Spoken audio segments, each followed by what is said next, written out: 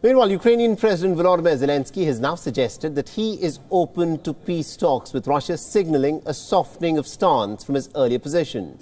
But you remember he had been hell-bent on negotiating with Moscow only after the Russian President Vladimir Putin had been ousted from the Kremlin. The Ukrainian president's latest appeal to the international community on Monday, where he listed 5 conditions for peace talks, reflected a clear change in the rhetoric for a leader who had earlier signed a decree stating the impossibility of holding talks with Putin. Now, according to reports, Zelensky had to soften the preconditions for talks with Russia due to a nudge by the Biden administration.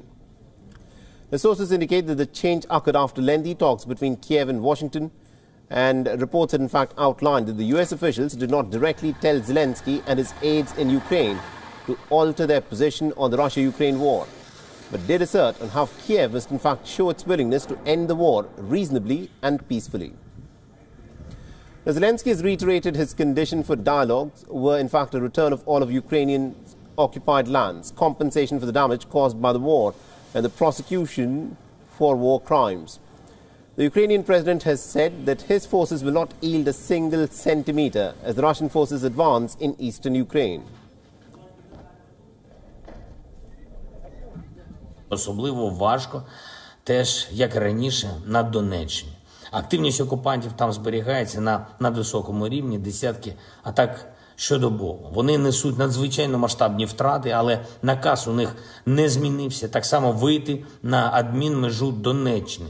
Не здаємо там жодного сантиметру нашої землі. Я дякую усім нашим героям, які тримають позиції на Донбасі.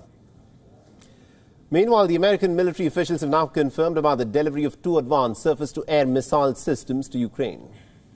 These systems will contribute to Ukraine's air defense capabilities and will help protect the Ukrainian people against Russian aerial attacks, to include those conducted by unmanned aerial vehicles or cruise missiles. And Washington has also agreed to provide about $25 million in terms of support to the vulnerable people in Ukraine and ahead of the harsh winter. As winter approaches, we are very focused on Ukraine's energy needs.